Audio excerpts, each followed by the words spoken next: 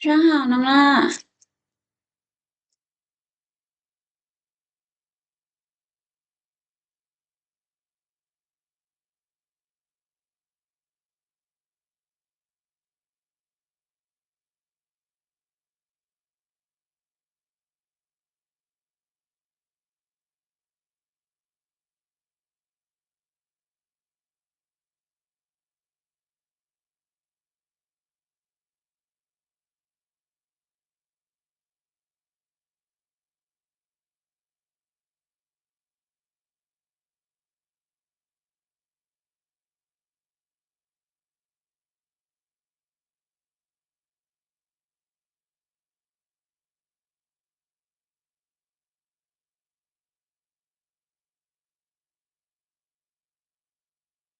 晚上好น้องซีรี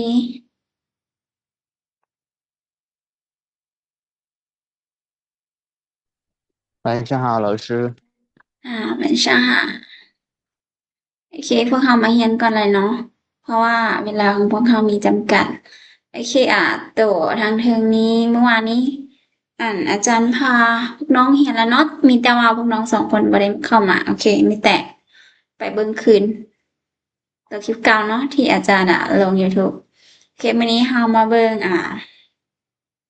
อาจารย์สิพาพวกเรามาเบิ่งตัวรูปเลยเนาะ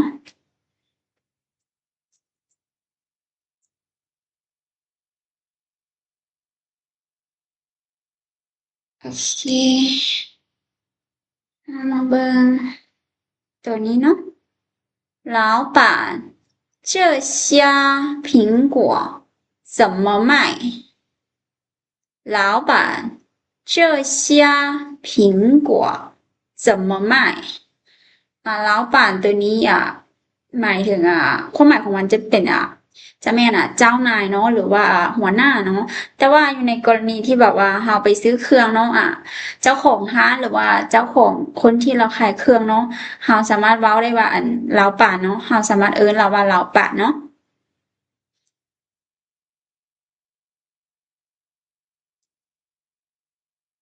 ถ้าเป็นภาษาลาวก็น่าจะแม่นแบบเจ้าของร้านเนาะหรือว่าเฒ่าแก่หรือว่าพ่อค้าแม่ค้าเนาะโอเค这มันนี้เนาะเสียเหล่านี้หรือว่าพวกนี้เนาะ苹果แม่นแอปเปิ้ลเนาะ怎么แนวใด卖ตัวนี้เป็นขายเนาะ老板这些苹果怎么卖เฒ่าแก่หรือว่าเจ้าของร้านเนาะหรือว่าพ่อค้าแอปเปิ้ลพวกนี้ขายใดๆ一斤5块钱一斤5块钱โอเค一斤5块钱อยู่ในภาษาจีนเนาะเขาจะมักจะเว้าเป็นครึ่งโลเนาะเขาจะมักจะลายเป็นครึ่งโลก็คือครึ่งโลหั่น5หยวนเนาะแต่ว่าถ้าเป็นภาษาลาวเราจะเว้าเป็นเราจะลายเป็น1กิโลเนาะแต่ว่าอยู่ในภาษาจีนเขาจะมักจะใช้เป็นครึ่งโลถ้าเป็น1โลแม่นบ่เขาจะเว้าเป็นเหลียงจิ้นแต่ถ้าเป็นคนลาวเนาะ1กิโลเขาจะเว้าเป็น1กงจิ้นเนาะ1公斤เนาะ1โล1公斤的一斤5块钱อีตัวนี้มันอีเนาะเลข1ชิ้นตัวนี้มันโลเนาะครึ่งโลชิ้นตัวนี้ครึ่งโลเด้อ5块钱5แม่น5เนาะ块钱5หยวนเนาะ块钱一斤5块钱ครึ่งโล5หยวน我要2斤我要2斤我要2斤我会เนาะ要เอาเหลียงตัวนี้มัน2เนาะจิ้นจิ้นแม่นครึ่งโลเนาะ我要2斤ถ้าเป็นภาษาลาวก็จะเป็นค่อยเอา1โลเนาะเหลียงจิ้นก็คือ1โลอีจิ้นก็คือครึ่งโลโอเคบ่งงเนาะ好的一共10块钱好的1块10块钱好的โอเคหรือว่าได้เลยเนาะหรือว่าโดย一共แม่นทั้งหมดเนาะ一共10เป็น10เนาะ块钱หยวน好的一共10块钱ได้เลยทั้งหมดแม่น10หยวนเนาะโอเคฟังทันบ่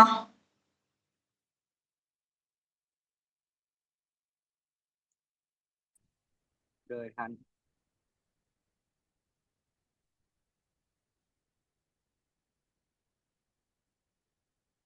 โอเคพวกน้องฟังทันอยู่บ่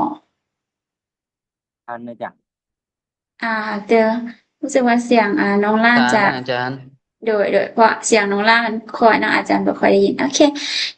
มีน้องคนใดอยากลองมาอ่านบ่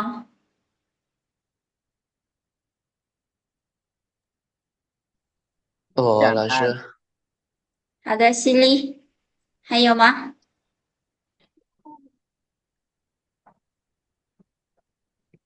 什么老师我是 A 吗อาจารย์ถามว่ายังมีน้องคนใดอีกบ่ที่สิมารวมกับน้องซิลีเนาะอาจารย์โอเคน้องล่าแม่นบ่ฮัตเตอร์ให้น้อง ทัน ให้น้องซิลีเป็น A และน้องล่าเป็น B เนาะ开始เลยอาจารย์老老板这箱苹果怎么卖一斤5块钱，我要2斤我要2斤好的对吧好的，一公，真的，好นี่ได้的ประทันโดยแต่ว่าอาจารย์รู้สึกว่าคืนนี้บ่รู้เป็นหยังเนาะเสียงแบบอยากคอยนิดนึงอาจารย์บ่ค่อยได้ยินปานใดโอเคแต่ว่า非常好เนาะน้องซิริกับน้องล่า好的น้องเอกสิทธิ์ก็เข้ามามื้อนี้บ่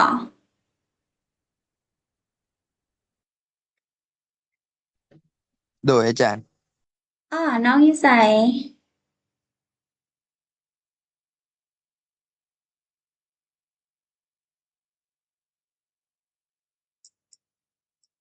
โอเคน่าจะบ่มีสัญญาณเนาะโอเคเป็นหยังเดี๋ยวเราไปเบิ่งตัวต่อไปเลยโอเคเดี๋ยวเรามาเบิ่งบทต่อไปเนาะ足球赛快结束了吗足球赛快结束了吗足球赛足球ตัวนี้แม่นบานเตเนาะไส้แม่นการแข่งขันเนาะหรือว่าถ้าใช้เป็นปีไส้ก็ได้เนาะหรือว่าใส่เป็นไส้ละล่ะ足球赛การแข่งขันบานเตเนาะควายตัวนี้แม่นแบบใกล้หรือว่าไวเนาะควาย结束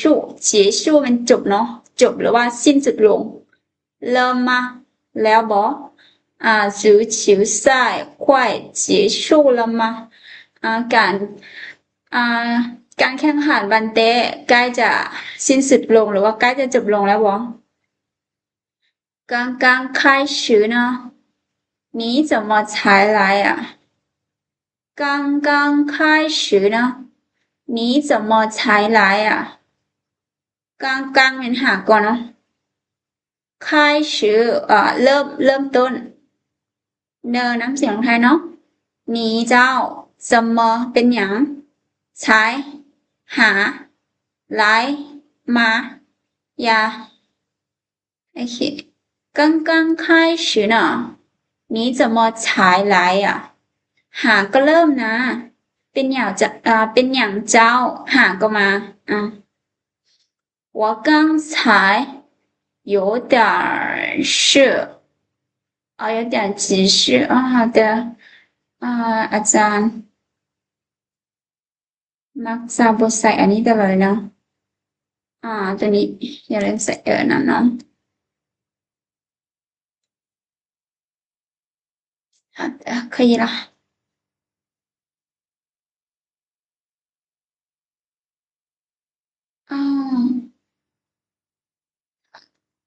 这个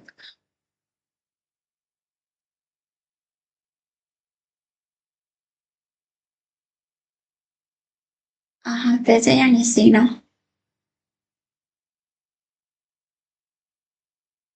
我刚才有点急事呢。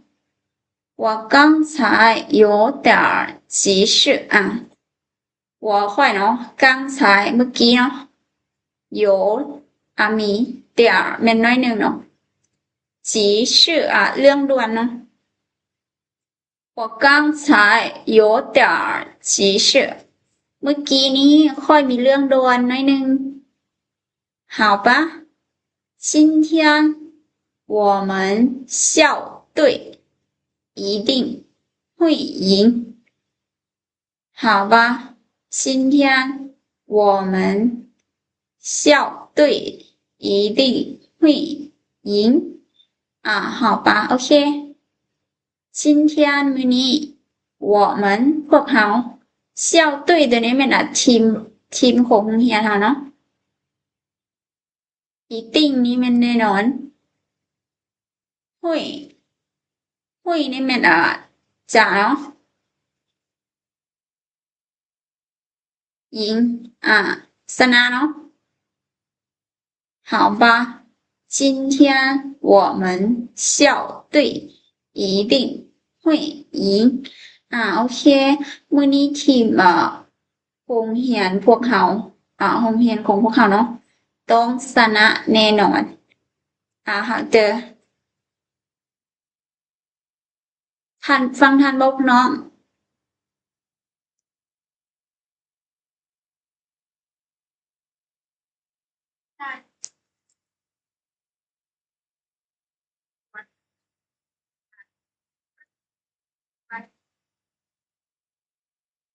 โอเคพวกน้องฟังทันบ่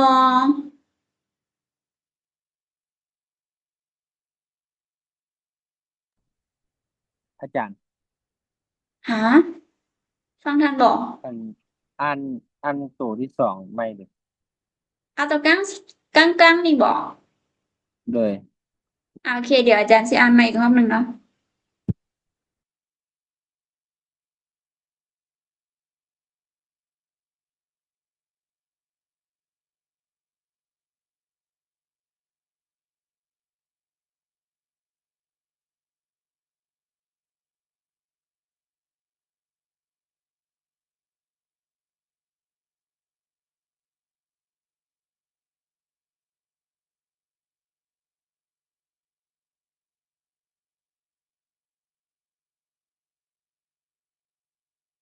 好的เดี๋ยวอาจารย์สิอ่านอีกรอบนึงเนาะ足球赛快结束了吗刚刚开始呢你怎么才来我刚才有点急事好吧今天我们校队一定会赢好的ท่านบ่ท่านอาจารย์好的มีน้องคนใดอยากลองมาอ่านบ่ซิเลีย老师好的น้องซิลี还有吗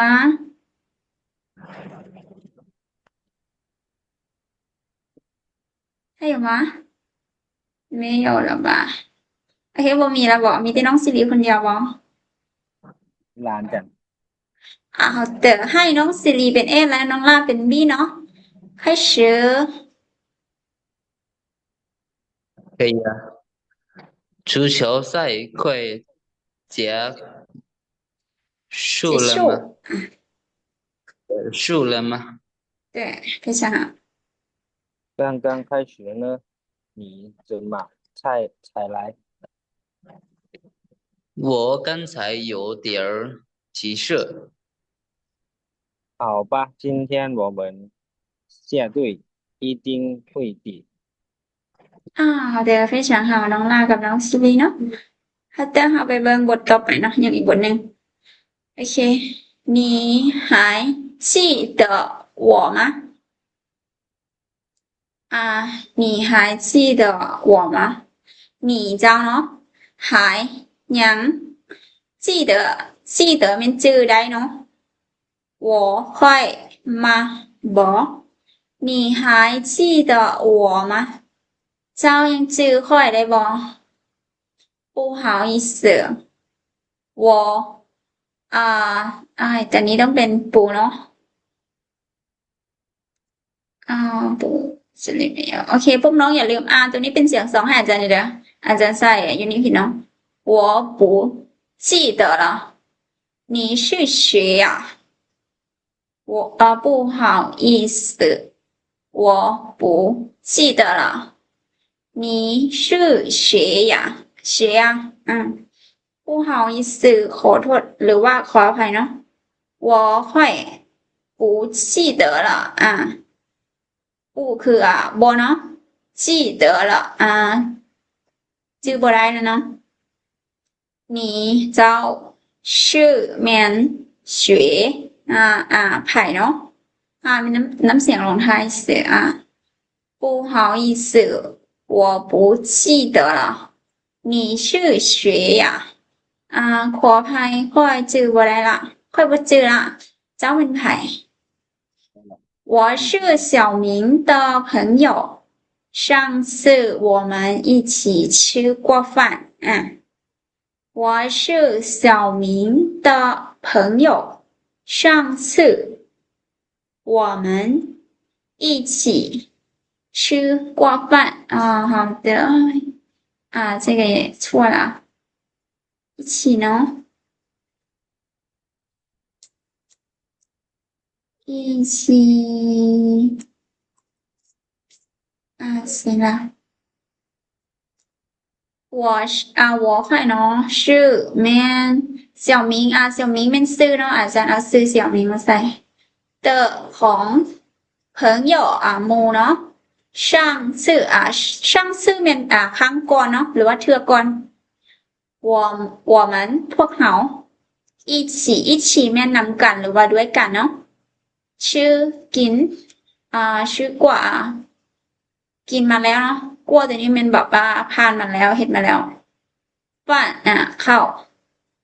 我是小明的朋友上次我们一起吃过饭ค่อยเป็นหมู่ของเสี่ยวหมิงครั้งก่อนพวกเราเคยกินข้าวนำกัน我想起来了我想起来了ตัวนี้ก็แบบถ้าเปลี่ยนเป็นเราก็จะเป็นแบบอีหยังประมาณนี้สิเนาะ我想起来了我想起来了我会เนาะเสียงคิดเสียง起来ก็คือคิดออกเนาะเสียง起来แล้วเนาะ我想起来了ค่อยคิดออกละก็คือนึกออกแล้วนะว่าเราเป็นไผโอเคลองทานบ่โดยท่าน老师好的โอเคน้องสิริกับน้องล่าไม่เนาะให้น้องล่าเป็น A แล้วน้องสิริเป็น B เนาะ可以吗你还记得我吗对น้องล่าเป็น A แล้วน้องสิริเป็น B 好的开始เนาะ你还记得我吗不好意思不好意思我不记得我不记得了不记得了你是谁对其实这个是了老师写错了是写不了เดี๋ยวเราสิแปลงนิดนึงโอเค可以了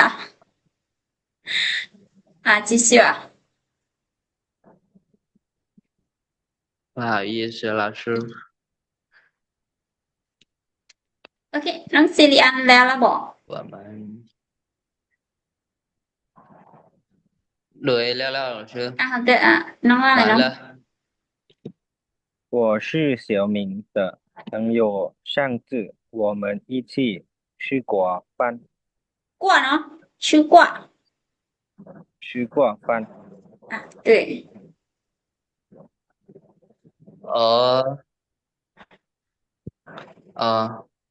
我เนาะ我想起来了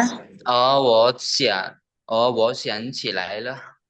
好的非常好เนาะน้องลากับน้องซีรี好的我想起来了对啦非常好โอเคเฮามาเบิ่ง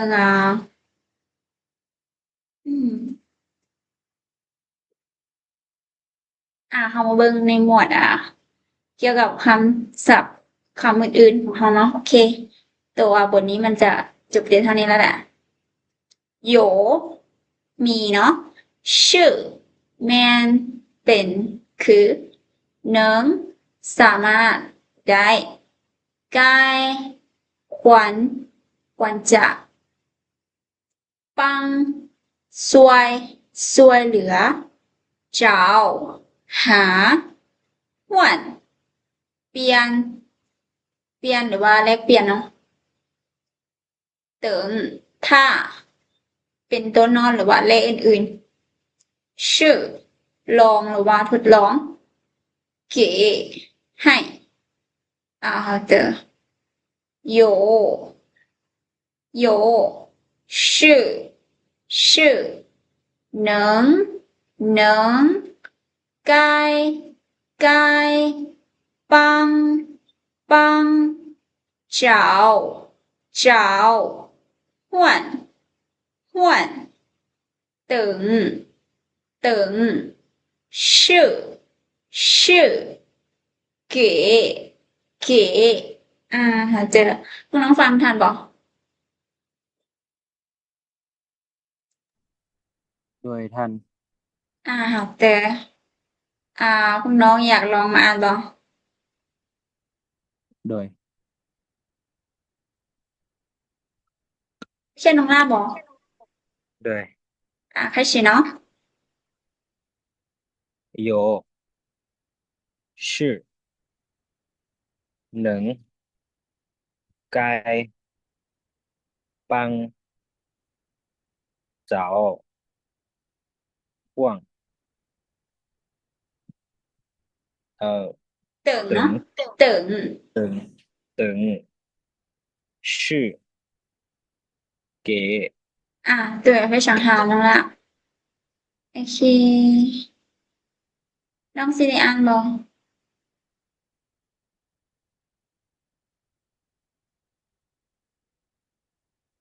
เว้ยน้องสิได้น่าจะบ่สะดวกเนาะไม่关系เฮามาเบิ่งông nhận โอเคน้องสิได้อ่านบ่现在开始吗老师น้องสิได้อ่านบ่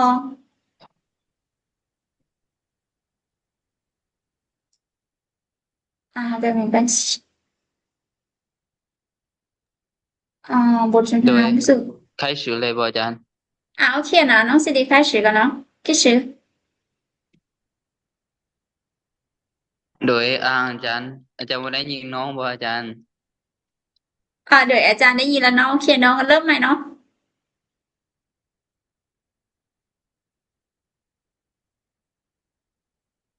แล้วเน็ตเศร้าน่าอาจารย์คิดว่าน่าจะแม่นเน็ตน้องสิริซาบ่หรือว่าเน็ตอาจารย์ซาน้องลาได้ยินเสียงอาจารย์บ่ด้วยได้ยิน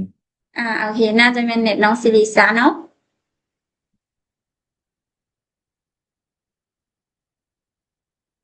โอเค